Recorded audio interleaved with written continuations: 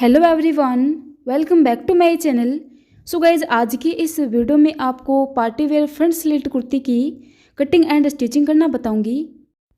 तो सबसे पहले हम फैब्रिक देख लेते हैं। इस कुर्ती को बनाने के लिए मैंने यहाँ पे 3 मीटर जॉर्जेट का फैब्रिक लिया है और इस फैब्रिक पे चिकनकारी और सीक्वेंस का वर्क किया हुआ है। यह फैब्रिक आजकल काफ़ी ट्रेंडिंग में है, इसकी ड्रेस काफ़ी ट्रेंडिंग में है। इस फैब्रिक का रियल लुक आपको शायद वीडियो में नहीं दिख रहा होगा, लेकिन इस फैब्रिक पे काफ़ी शाइनिंग दी गई है। तो पार्टी वेयर हम ये ड्रेस बनाएंगे, इसलिए मैंने यहाँ पे पार्टी वेयर फैब्रिक लिया है। उसके बाद लाइनिंग के लिए मैंने आधा मीटर क्रेप का फैब्रिक लिया है। लाइनिंग हमारा सिर्फ इसमें टॉप पार्ट में आएगा, तो इसलिए मैंने आधा मीटर लिया है। अब जितने भी आपके टॉप पार्ट की विड्थ हो उसी के हिसाब से हमें आधे मीटर फैब्रिक में से टॉप पार्ट को कट कर लेना है। मुझे यहाँ पे 14 इंच पे टॉप पार्ट रेडी चाहिए और 1 इंच मैंने सिलाई मार्जिन के लिए ऐड कर लिया। तो 15 इंच पे मैंने यहाँ पे टॉप पार्ट की लेंथ रखी है।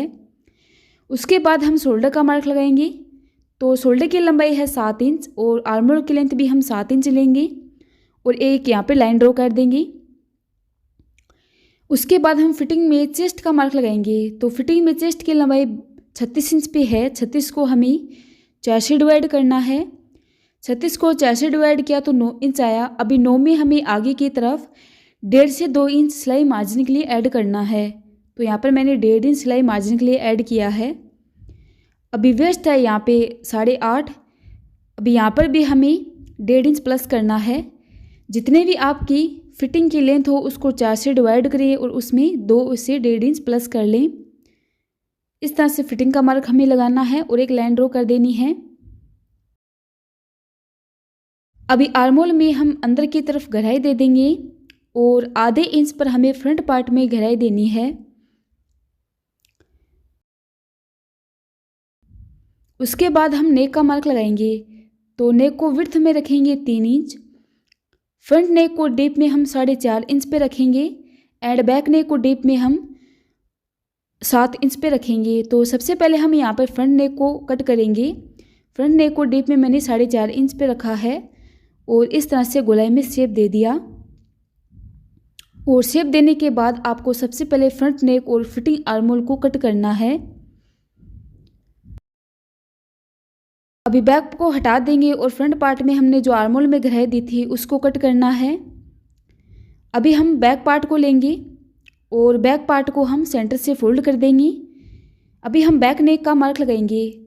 तो बैक नेक को डीप में मैंने 7 इंच पे रखा है। आप चाहे तो इतना भी रख सकते हैं वरना ज़्यादा रख सकते हैं। तो डीप रखना है मुझे, तो 7 इंच मैंने डीप रखा है और गुलाई में शेप दे दिया और इसकी भी हमें कटिंग कर लेनी है।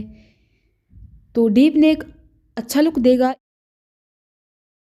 इस तरह से हमें फ्रंट और बैक पार्ट दोनों को कट कर लेना है।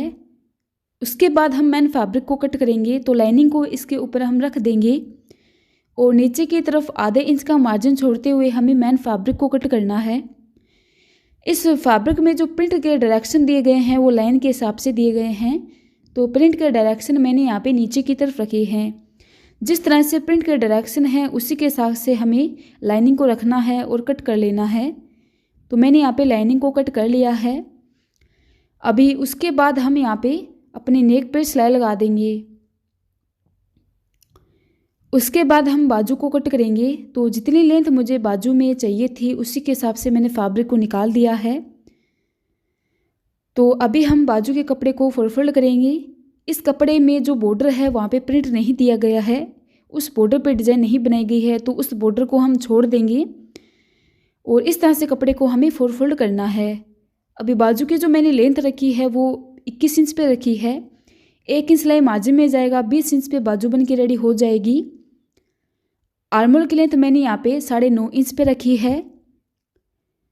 अभी जहाँ से फैब्रिक की खुली साइड है वहाँ पे नीचे की तरफ 2.5 इंच पर मार्क लगाएंगे और इस मार्क को हमें बाजू का शेप देते हुए मिला देना है।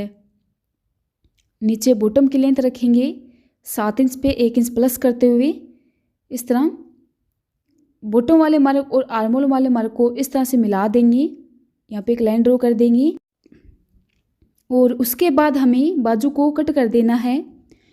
कट करने के बाद जो बाजू का सेंटर है वहाँ पे हमें एक मार्क लगा देना है और बाजू को कटिंग करते समय आप डायरेक्शन का ध्यान रखिएगा किस साइड हैं।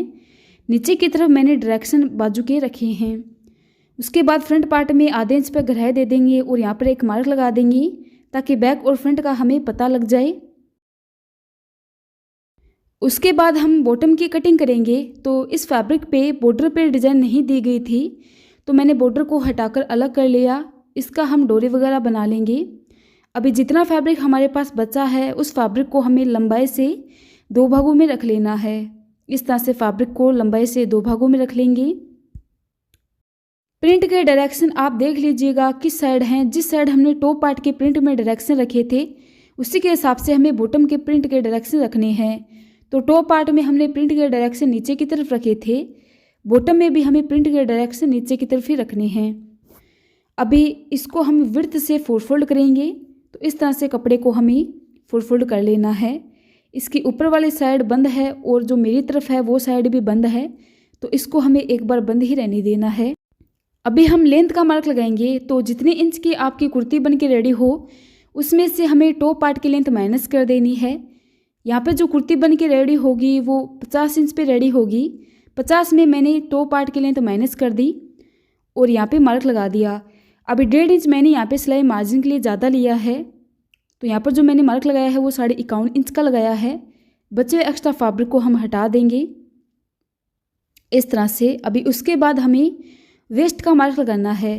तो अपने टॉप पार्ट को इस तरह से रख देंगे और जितने हमारे टॉप पार्ट की लेंथ है वेस्ट की उतनी हमें बॉटम की लेनी है और इस तरह से मार्क लगा देंगे। अभी वेस्ट वाले मार्क को हमें नीचे बॉटम तक मिलाना है। तो इंची टेप को हम इस तरह तिरछा रख देंगे और यहाँ पे एक तिरछी लाइन ड्रॉ कर देंगे इस तरह से। अभी नीचे की तरफ बॉटम में 2.5 इंच पर ऊपर की तरफ हमें मार्क लगाना है और इस मार्क को हमें गुलाई का शेप देते हुए मिलाना है। ये मार्क लगाना ज़रूरी होगा क्योंकि कुर्ती रेडी होने के बाद साइड में से किनारियाँ निकलने लगती है, तो इसलिए ये मार्क हमें लगाना है ताकि कुर्ती की किनारियाँ ना निकले। अभी जैसे ही मार्क लगाया है बस उसी के अकॉर्डिंग कटिंग कर लेनी है। तो इस तरह से हमें अपनी कुर्ती की कटिंग कर लेनी है। फोल्ड करते समय जो ऊपर वाली साइड बंद है उसको खोल लेना है। अभी हम बैक पार्ट को हटा देंगे और फ्रंट पार्ट को सेंटर से फोल्ड करेंगे। यह कुर्ती हम फ्रंट स्लिट बना रहे हैं, तो फ्रंट पार्ट के हमें 2 पार्ट अलग अलग करने हैं। तो फ्रंट पार्ट को हम सेंटर से कट कर देंगे और इसके 2 पार्ट अलग अलग कर लेंगे।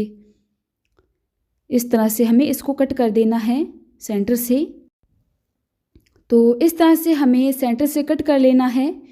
उसके बाद इसकी जो स्लिट हैं उनको हम आधे इंच की दूरी पे रोंग साइड की तरफ डबल फोल्ड कर लेंगे और यहाँ पे सिलाई लगा देंगे। आप चाहें तो इनमें पट्टी भी लगा सकते हैं, बट ऐसा करना इजी होगा।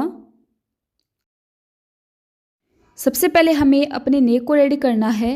यह फैब्रिक मैं आपको थोड़ा जूम से दिखा देती हूँ। आप देख सकते हैं इस पे जो वर्क किया हुआ है वो चिकनकारी और सीक्वेंस का वर्क किया हुआ है।